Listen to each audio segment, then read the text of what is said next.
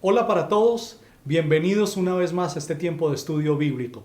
Quiero invitarle que por favor tome asiento allí donde usted se encuentra en su casa, que busque un lugar iluminado, un lugar tranquilo, un lugar donde usted pueda tener todas las cosas necesarias para que el día de hoy nos ocupemos de estudiar la bendita palabra del Señor. Quiero también invitarle que por favor ponga en silencio su equipo celular de tal manera que ninguna llamada, ningún mensaje, ninguna notificación se constituya en un obstáculo o en un impedimento para que usted pueda estar atento al estudio de la palabra de Dios. ¿Qué tal si oramos y colocamos este tiempo en las manos de Dios? Amado Padre Celestial, queremos dar gracias porque tú nos has dado la vida, Señor. Y con ella tú has decidido adornar de situaciones agradables, pero también de situaciones difíciles nuestra existencia. Y todas ellas, las agradables, las difíciles, nos conducen, Señor, todos los días a honrarte a ti, a depender de ti, Señor, y a confiar plenamente en lo que tú estás haciendo, Señor bendito. Hoy, Señor, colocamos nuestra vida en tus manos y una vez más pedimos que sea tu Espíritu Santo a través de tu palabra el que nos guíe en este tiempo de estudio de tu palabra. Por favor, Señor, toma nuestras cargas, toma nuestras necesidades, toma nuestros afanes, nuestras ansiedades, Señor, y regálanos de tu paz. Que tu Espíritu Santo produzca en nosotros el fruto que solo Él puede producir. Y que nuestra vida, Señor, experimente esa transformación que da gloria y honra a tu santísimo nombre. Te lo pedimos en el nombre de Cristo Jesús. Amén y amén.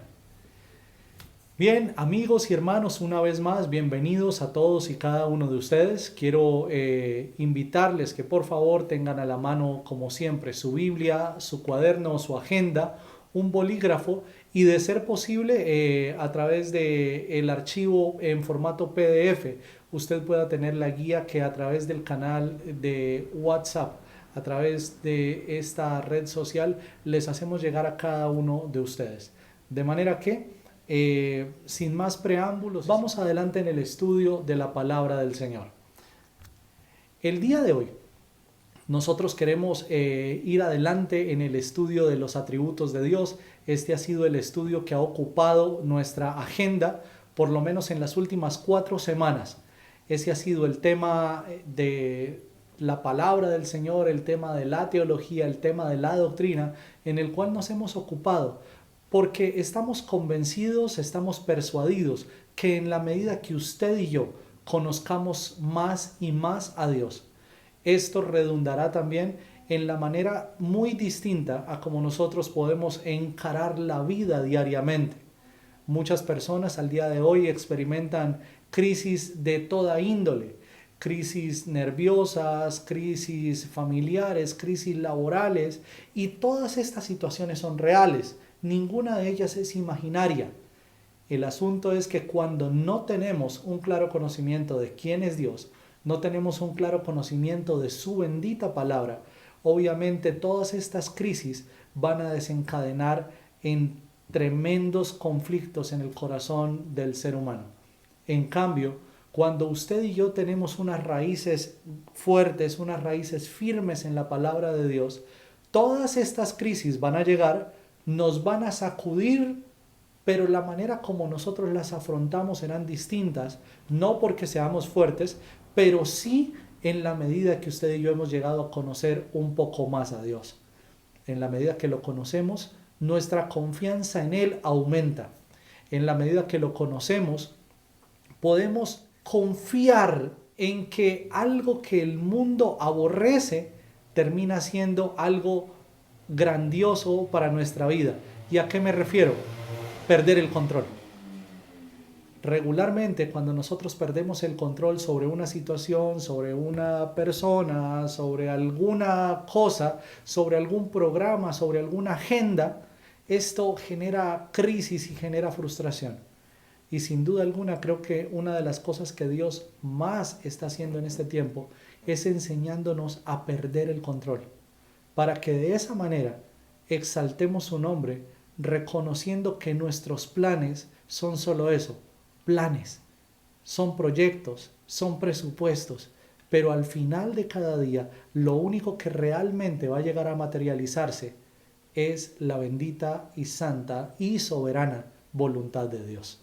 De manera que, por esa razón, durante estas últimas 4 semanas hemos estado estudiando los atributos de Dios, porque anhelamos en el corazón que en la medida que usted y yo conozcamos más y más al Señor, también esto redunde en una transformación de toda nuestra vida. A modo de resumen introductorio, durante las últimas 4 semanas, y perdónenme lo reiterativo, hemos estado estudiando los atributos de Dios. El primero de esos atributos que estudiamos lo llamamos la singularidad de Dios y hace referencia a la manera única en que Dios se manifiesta y la manera única como Dios en su palabra manifiesta que Él es. Me explico. Nadie en el mundo entero, nadie en el universo entero se puede comparar con Dios. Ni siquiera el ser humano, que fue hecho a su imagen y a su semejanza, puede decir que es idénticamente como Dios es. Hay características que hacen de Dios una persona, un ser único, y a eso refiere la singularidad de Dios. En segundo lugar, estuvimos hablando acerca de los decretos. Y los decretos no es otra cosa que esa voluntad previa con la que Dios planeó, con la que Dios organizó, con la que Dios determinó el curso de la historia desde la eternidad pasada, pasando por nuestro tiempo, nuestro espacio y apuntando a la eternidad futura. En tercer lugar, estuvimos hablando acerca de la omnisciencia de Dios, que tiene que ver con ese conocimiento pleno que el Señor tiene de todas las cosas y pudiéramos decir también de todas las personas. El día de hoy, como el cuarto atributo que queremos estudiar, nos aproximamos entonces a la presciencia. Y quiero repetirlo una vez más, la presciencia.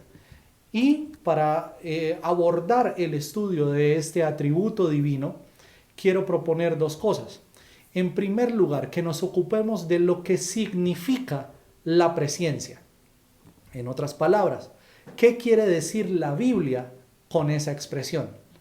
¿Qué quiere decir la Biblia cuando utiliza la expresión el previo conocimiento o la previa sabiduría o la presciencia formalmente, dependiendo de algunas traducciones que usted pueda utilizar como Reina Valera o como las Américas, van a utilizar la palabra puntualmente, la presciencia del Señor. Pero ¿qué significa eso?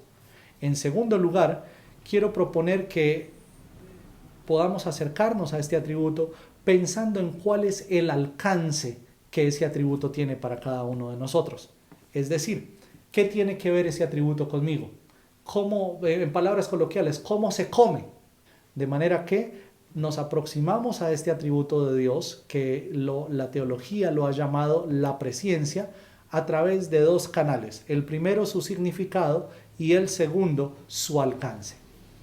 Vamos adelante entonces. Quiero invitarle, por favor, abra su Biblia conmigo en Éxodo, capítulo 33, versículo 17.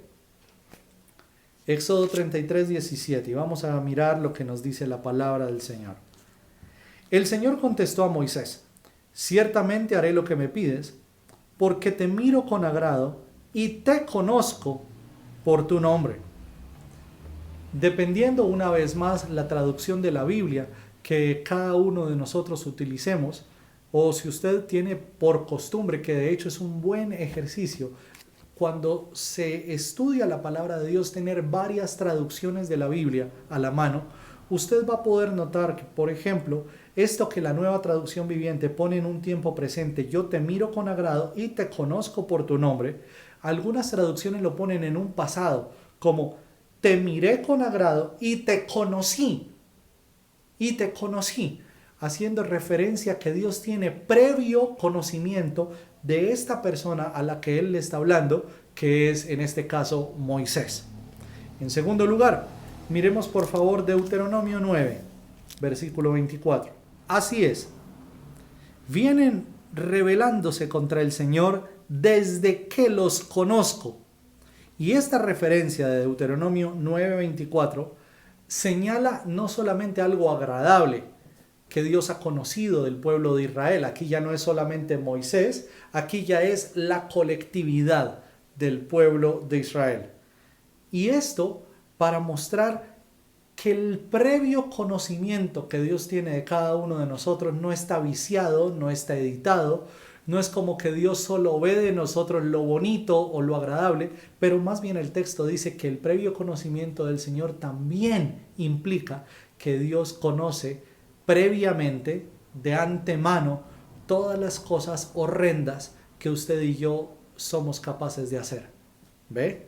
Y dice, así es, vienen rebelándose contra el Señor desde que los conozco, y ese desde que los conozco hace referencia a un previo conocimiento, a un conocimiento anterior. Y quiero invitarle, por favor, que mire Jeremías 1:5.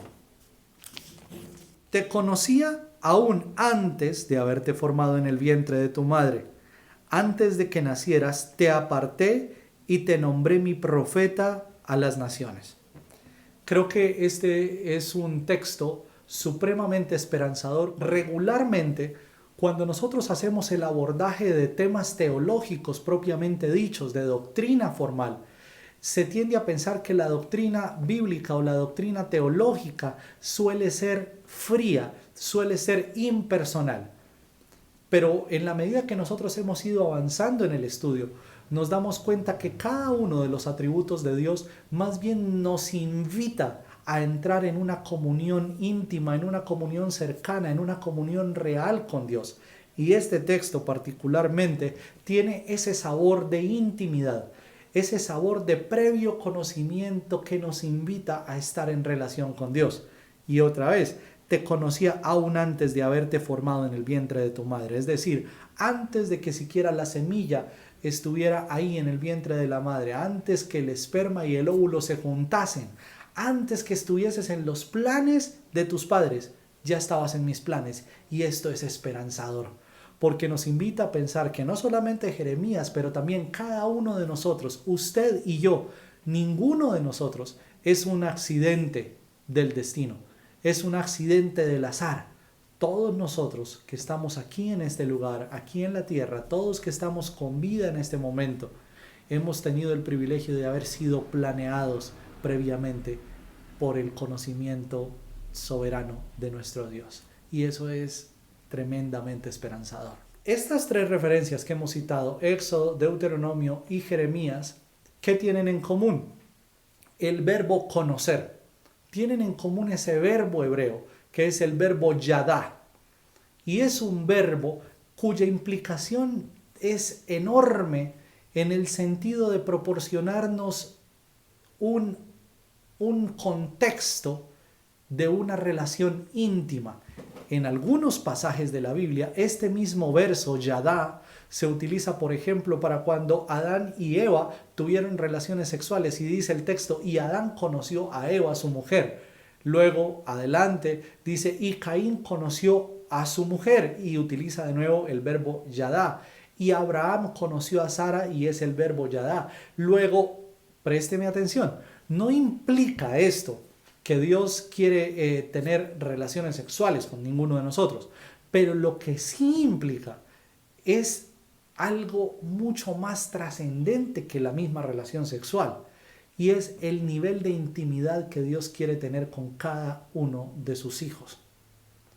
Ordinariamente nosotros como seres humanos, cuando utilizamos la palabra intimidad, nos quedamos flotando en la nata de lo sexual, nos quedamos flotando en la nata de lo genital, pero la palabra intimidad es mucho más grande que todo eso, y es a lo que mismo nos invita el texto, que cuando Dios dice, de antemano los conocí, antes que estuvieran en el vientre de su madre los conocí, desde antes yo sé la capacidad que tienen ustedes de pecar. Habla de un Dios que nos conoce íntimamente como nadie más en el universo entero puede llegar a conocernos. Y la invitación al aproximarnos a este estudio de la presencia de Dios es que usted y yo, como hijos de Dios, como miembros de la Iglesia de Cristo, anhelemos profundamente estar en esa misma relación de intimidad y de conocimiento con nuestro Dios. Que podamos nosotros decir, si no de una manera plena, conozco a Dios, porque ninguno de nosotros va a poderlo conocer al 100%, pero sí que podamos afirmar, he conocido a Dios y lo sigo conociendo. Todos los días de mi vida mi corazón anhela conocer a Dios. Todos los días de mi vida anhelo pasar tiempos con Dios. Todos los días de mi vida anhelo pasar tiempos en la palabra de Dios para poder conocer así al Dios que me llamó para que yo sea su hijo. Y note entonces que este asunto de conocer a Dios no es solamente llenar la cabeza de información, es más bien estar en una relación íntima con nuestro Dios y Padre Celestial. Ya para el Nuevo Testamento vamos a encontrarnos que en el griego se utilizan por lo menos 3 palabras para hablar de ese conocimiento previo de Dios. Mire por favor conmigo Mateo, capítulo 7, verso 23. Pero yo les responderé, nunca los conocí, aléjense de mí ustedes que violan las leyes de Dios. Aquí en este texto Jesús está hablando de los verdaderos discípulos. Y seguramente usted ha leído este texto, este pasaje comienza en el versículo 21 y va hasta el 23. Y habla Jesús aquí en este pasaje de todos los que tienen la pretensión de conocer a Dios y decir que son seguidores de Dios, discípulos de Dios. Y entonces muchos de ellos, dice el texto, me llamarán en aquel día Señor, Señor, pero solo entrarán en mi reino los que hacen la voluntad de mi Padre. Y aquí vamos a encontrar que este asunto de conocer a Dios amplía todavía más el espectro. He dicho que es conocer a Dios en términos de una relación íntima, pero también habla de conocer a Dios en términos de obediencia. Ninguno de nosotros puede afirmar que conoce a Dios si constantemente decide ir en contra de lo que la palabra de Dios afirma. ¿Me hago entender? Este texto dice, nunca los conocí, es decir, nunca estuve en una relación estrecha con ustedes. Aléjense de mí ustedes que violan las leyes de Dios. Y aquí nos estamos introduciendo todavía un poco más adelante, un poco más profundo en lo que implica este previo conocimiento de Dios. ¿Por qué digo esto?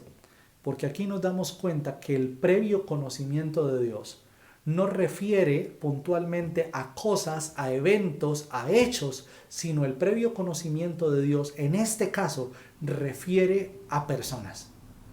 ¿Qué es lo que Dios decidió conocer previamente? A las personas que Él ha escogido para que sean sus hijos. Y esto es un privilegio enorme. Y con esto, por favor, présteme atención. No quiero decir que lo único que Dios conoce previamente es a las personas. No. Anteriormente, la semana pasada, estuvimos hablando de la omnisciencia. Decíamos, Dios tiene previo conocimiento, pleno conocimiento de todas las cosas. ¿Me explico? Pero es esto la omnisciencia, el conocimiento de todo. La presciencia habla del previo conocimiento que Dios tiene de todos los que Él escogió para que sean sus hijos. Y es como si se tratara de un conocimiento especializado de Dios, apuntando a las personas que Él conoció, que Él escogió, que Él predestinó para que llegaran a ser sus hijos. Juan, capítulo 10, verso 14. Yo soy el buen pastor.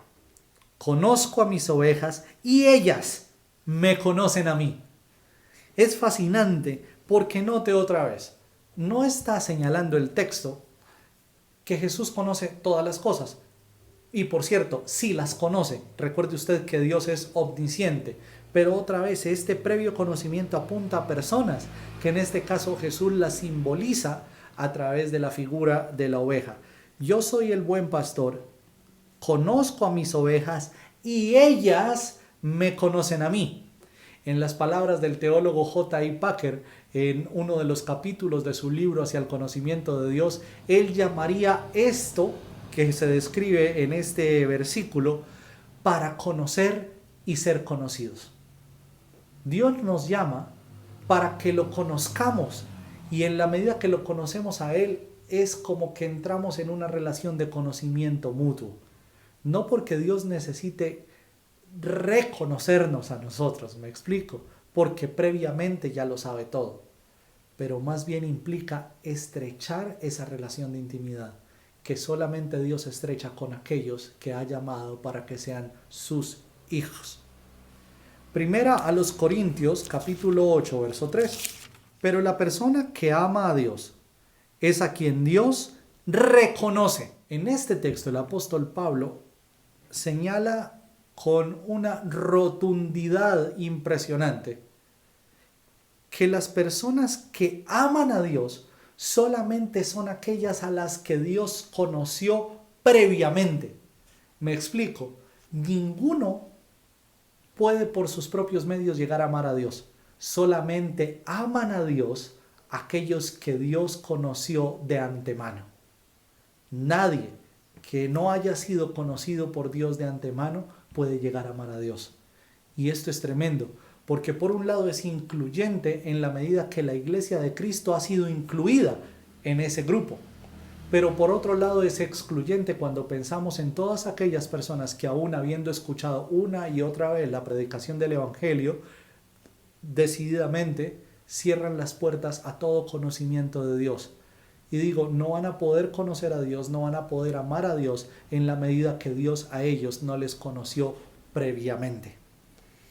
Segunda a Timoteo 2:19. Sin embargo, la verdad de Dios se mantiene firme como una piedra de cimiento con la siguiente inscripción: el Señor conoce a los que son suyos, y todos los que le pertenecen al Señor deben apartarse de la maldad. Si bien el conocimiento de Dios nos brinda a nosotros un privilegio, perdónenme un momentico,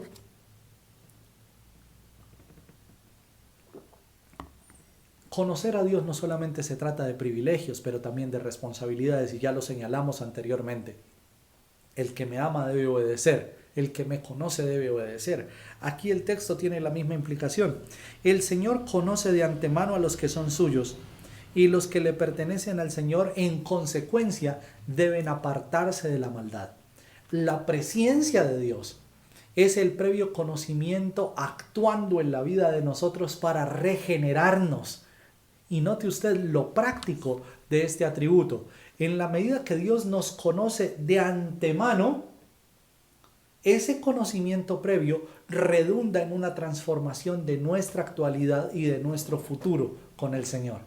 De manera que cuando nos aproximamos a este atributo es algo íntimo, pero es algo práctico también. ¿Qué en común tienen las 4 citas que hemos mencionado? Mateo, Juan, primera a los Corintios y segunda a Timoteo. En estas 4 citas el verbo que se utiliza es el verbo ginosko del griego, que refiere a conocer, pero no a conocer desde la intelectualidad, sino a conocer desde una relación. En segundo lugar, y todavía estamos definiendo el significado, Hechos 2:23. Pero Dios sabía lo que iba a suceder y su plan predeterminado se llevó a cabo cuando Jesús fue traicionado. Con la ayuda de gentiles sin ley, ustedes lo clavaron en la cruz y lo mataron. El discurso de Pedro a la multitud, la primera predicación pública grande del apóstol Pedro, contiene semejante mensaje.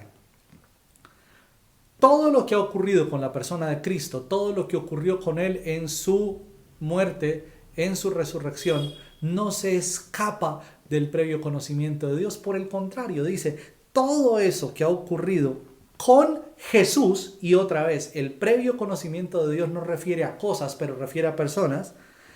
Todo lo sabía lo que iba a suceder y su plan determinado se llevó a cabo cuando Jesús, otra vez, fue traicionado con la ayuda de gentiles sin ley y ustedes lo clavaron en la cruz y lo mataron. Sabía Dios cómo sería el padecimiento de su Hijo y sabía Dios quiénes iban a ser los instrumentos que ejecutarían semejante castigo sobre Jesús. Todo eso hace parte del previo conocimiento del Señor. Y note, de antemano sabía Dios. Ninguna de las cosas que ocurrieron en la pasión, muerte y resurrección de Jesús le tomaron a Dios por sorpresa. Primera de Pedro 1:2. Dios Padre los conocía de antemano y los eligió desde hace mucho tiempo, y el Espíritu los ha hecho santos.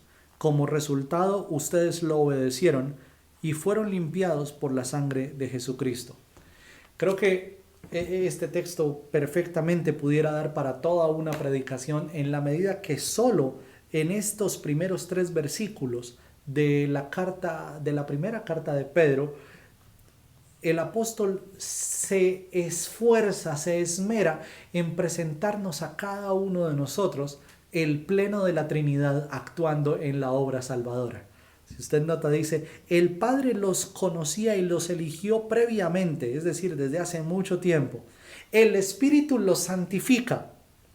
Como resultado, ustedes lo obedecieron y fueron limpiados por la sangre de Cristo. Y ahí tenemos al Padre, al Espíritu y a Cristo actuando en conjunto, actuando en concierto para ejecutar la obra salvadora, redentora, justificadora, santificadora del pueblo de Dios.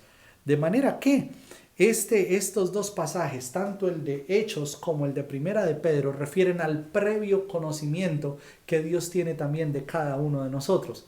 Y note, cuando se habla entonces del previo conocimiento, no es el previo conocimiento de si voy a llegar a tener carro, si no voy a tener carro, si me voy a casar, no me voy a casar, si se va a caer esa casa o no se va a caer esa casa. No, el previo conocimiento de Dios refiere a un conocimiento íntimo, a un conocimiento personal. Y antes que a los eventos, a las circunstancias y a las cosas, el previo conocimiento de Dios está centrado en las personas que Él escogió para que fuesen sus hijos. Finalizando esta parte del significado del atributo de la presencia, quiero invitarles a que consideremos 2 textos de la carta a los Romanos. Los 2 textos son sumamente familiares para todos nosotros. Quiero invitarle, por favor, abra su Biblia en Romanos 8, versículos 29 y 30. Pues Dios conoció a los suyos de antemano y los eligió para que llegasen a ser como su hijo, a fin de que su hijo fuera el hijo mayor entre muchos hermanos. Después de haberlos elegido, los llamó para que se acercaran a él, y una vez los llamó, los puso en la relación correcta con él. Y luego de ponerlos en la relación correcta con él, les dio su gloria. De nuevo, estos textos nos invitan a pensar que los atributos de Dios no son doctrina fría, no son un pedazo de ladrillo difícil de comer, difícil de digerir, sino por el contrario, todos los atributos de Dios son sumamente cercanos a nosotros y perfectamente pudiésemos decir que son también prácticos. ¿En qué medida? Cada rasgo, cada característica, cada atributo de Dios redunda en algo práctico en la vida de cada uno de nosotros. Note usted, pues Dios conoció a los suyos, otra vez, conoció a las personas que son suyas de antemano y los eligió para que llegasen a ser como su hijo. Y note, la elección tiene un propósito, un para qué. Y no nos eligió para salvarnos del infierno, no nos eligió para salvarnos del diablo, no nos eligió para salvarnos del castigo. Y digamos que todos estos son efectos colaterales. Pero lo fundamental es que Dios nos eligió para que llegásemos a ser como su Hijo Jesucristo. Y ese sí es el verdadero propósito último de la salvación. ¿Ve? Ahora, después de esto dice, después de haberlos elegido, los llamó. Es decir, a los que ya eran suyos, los llamó para que se acercaran a Él. Y una vez los llamó, los puso en una correcta relación. Nos llama y nos pone en una correcta relación. Otras traducciones lo dice, y los justificó. Pero este asunto legal de justificarnos no es otra cosa que ponernos en una relación correcta con Dios, donde ya en la cruz del Calvario quedaron clavados todos los pecados, todas las culpas, todas las cosas horrendas que usted y yo habíamos hecho y que nos separaban de Dios. Ahora Dios nos ha librado de esto por medio del sacrificio de Cristo, es decir, nos puso en una correcta e íntima relación con Él. Y luego de ponernos en una relación correcta con Él, les dio su gloria. ¿Cuándo será esto de darnos su gloria? Cuando por fin usted y yo partamos de este mundo para estar en la eterna y gloriosa presencia de Dios. Pero note usted, todo el plan comienza en la eternidad anterior, se desarrolla durante el tiempo, durante el espacio y apunta a la eternidad futura cuando la gloria de Dios será la completa, absoluta, total protagonista en nuestro corazón y en nuestra mente. Al día de hoy usted y yo batallamos con muchas cosas en la mente y en el corazón, pero cuando estemos allá en esa eternidad futura, solamente vamos a estar ocupados de la gloria de Dios. Romanos 11:2 dice la palabra del Señor. No, Dios no ha rechazado a su propio pueblo, al cual eligió desde el principio. ¿Se dan cuenta de lo que dicen las Escrituras sobre el tema? El profeta Elías se quejó del pueblo de Israel ante Dios y dijo, voy a leer el verso 3, Señor, han matado a tus profetas y derribaron tus altares, yo soy el único profeta que queda con vida y ahora me buscan para matarme a mí también. Versículo 4, ¿y recuerdan la respuesta de Dios? Él dijo, no, tengo a 7,000 más que nunca se han inclinado ante Baal. Aquí el texto de Romanos 11 nos habla de la imposibilidad de Dios de rechazar a los que Él mismo eligió. Y aquí puntualmente está hablando del pueblo de Israel, el pueblo judío, el pueblo hebreo. Y dice que no han de ser rechazados por Dios en virtud de que Dios escogió de ese pueblo a un remanente. Y ojo con esto, porque cuando pensamos en el pueblo de Israel, algunas personas tienen la expectativa que todo Israel ha de ser salvo. Pero el texto dice que mientras el profeta Elías estaba quejando, mira, todo el pueblo derribó los altares, mató a tus profetas, el Señor le dice, no, no todo el pueblo. Del pueblo de Israel yo me he reservado para mí mismo a 7,000 que todavía no han doblado sus rodillas ante los Baales. Y esto debiese ser un punto de reflexión tremendo para nosotros también, porque si en el pueblo de Israel existe remanente, también en la iglesia existe remanente. ¿Qué quiero decir con esto? No todos los que son judíos han de ser salvos, porque Dios entre los judíos, entre Israel, ha escogido un remanente. Tampoco todos los que se congregan en una iglesia cristiana han de ser salvos. ¿Cómo puede ser eso? Solo los que han sido llamados por Dios para ser sus hijos. ¿Y cómo se evidencia eso? En la transformación eficaz de la vida de cada una de estas personas. Y usted notará también que hay personas que se congregan, hay personas que asisten y que llevan, no uno ni dos, llevan décadas asistiendo a las iglesias cristianas, pero nunca en su vida se ha manifestado un real cambio, una real transformación. Simplemente asisten, pero como si nada estuviese pasando, como si estuviesen blindados a la palabra de Dios. Y esto tiene que ver con que Dios reconoce a los que son suyos, para que los que son suyos lo reconozcan a Él. A manera de resumen, en este punto del significado de lo que mismo implica la presencia de Dios. La presencia de Dios no es tan básico como solamente decir, es el previo conocimiento que Dios tiene de todas las cosas. No, ahí más bien estaríamos apuntando a la omnisciencia. La presciencia refiere al previo conocimiento que Dios tiene de los que son suyos, de los que Él escogió para que llegasen o para que llegásemos a ser sus hijos. Ese atributo es todo el conocimiento de Dios aplicado a entrar en una relación correcta con los que Él escogió, para que lo conozcamos y para que seamos conocidos por Él. Y esto habla de una relación íntima y no puede ser más fascinante, no puede ser más íntimo, y perdóneme lo redundante, perdóneme también si soy tan insistente con esto, pero es lo que debiera cautivar nuestro corazón el día de hoy para entrar en una relación correcta con Dios, para anhelar todos los días conocerlo más y más. Ahora, debiésemos preguntarnos entonces cuáles son los alcances que debe tener esto. Y quiero proponer 3, no porque sean los únicos, pero quizá porque es una manera puntual de resumirlos. Si conocemos nosotros a través de la palabra de Dios que Dios a usted y a mí nos preconoce desde antes de la fundación del mundo, ¿cómo debiera esto impactar nuestro corazón? En primer lugar, esto debiera invitarnos a tener un trato personal con Dios. No solamente pensar en Dios como alguien distante, alguien lejano, alguien que está sentado en un trono y que nos mira como desde un palco. No, sino alguien que está cercano a nuestro corazón. Romanos 10:14. Pero ¿cómo pueden ellos invocarlo para que los salve si no creen? ¿Y cómo pueden creer en Él si nunca han oído de Él? ¿Y cómo pueden oír de Él a menos que alguien se los diga? Y dice el verso 15, ¿y cómo irá alguien a contarles sin ser enviado? Por eso las Escrituras dicen, qué hermosos son los pies de los mensajeros que traen las buenas noticias. Estos textos, Romanos 10, 14 y 15, nos invitan a pensar en la manera relacional y cercana, personal, como Dios quiere tratar con cada uno de nosotros. La fe cristiana no se circunscribe únicamente al tiempo de estudio bíblico que usted y yo apartamos a la mitad de la semana. No se circunscribe tampoco a la reunión dominical, que al día de hoy luce la reunión virtual dominical. ¿Sí?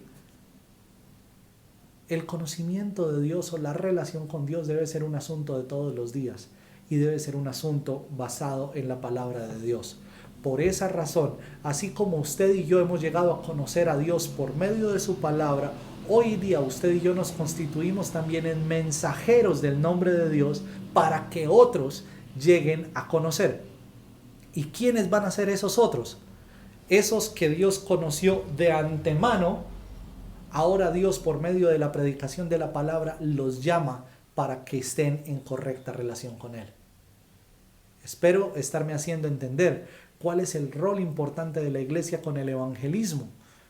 Cuando usted y yo anunciamos el nombre de Cristo, estamos llamando a aquellos a los que Dios predestinó, a los que Dios previamente conoció desde antes de la fundación del mundo. Y esto es un trato personal que Dios hace a través de su bendita palabra.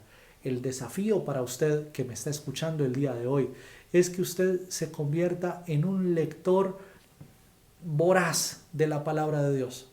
Porque solamente en la medida que usted conoce a Dios y conoce la Sagrada Escritura, usted va a poder ser un mensajero eficaz para la vida de otros. Segundo lugar, es un compromiso personal. Y es un compromiso que involucra el intelecto, pero también las emociones. Miremos por favor el Salmo 34:8. Salmo 34:8. Prueben y vean que el Señor es bueno. Qué alegría para los que se refugian en Él. Y seguramente que si estuviésemos aquí en una clase en vivo, tendría una degustación de algún dulce, de algún chocolate, de alguna cosa, para invitarle a usted a pensar en lo práctico que el salmista nos pone por delante.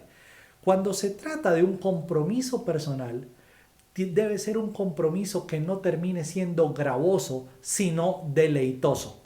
Y por eso el salmista utiliza estos verbos: prueben, es decir, degusten, deleítense y vean que el Señor es bueno. ¿Y cómo puedo yo conocer que el Señor es bueno si no en medio de la vida práctica?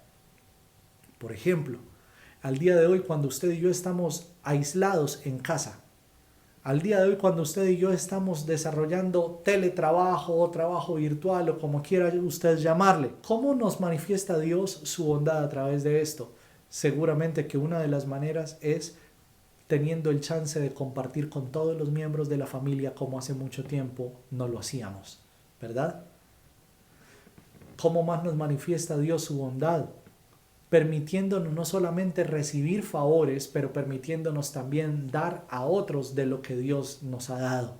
Y es una manera como usted y yo podemos gustar la bondad de Dios. Ese conocimiento de Dios que usted y yo estamos llamados a degustar también está ligado con la palabra de Dios. Dice el salmista en Salmo 119, cuán dulces son a mi paladar tus palabras. ¿Hace cuánto tiempo que usted no se deleita en la palabra de Dios? Y quiero invitarle a que no convierta la palabra del Señor solamente en una lectura informativa, sino que pueda usted convertirla en una lectura deleitosa. algo que le agrada, algo que le apasiona, algo que a usted le dedica mucho tiempo.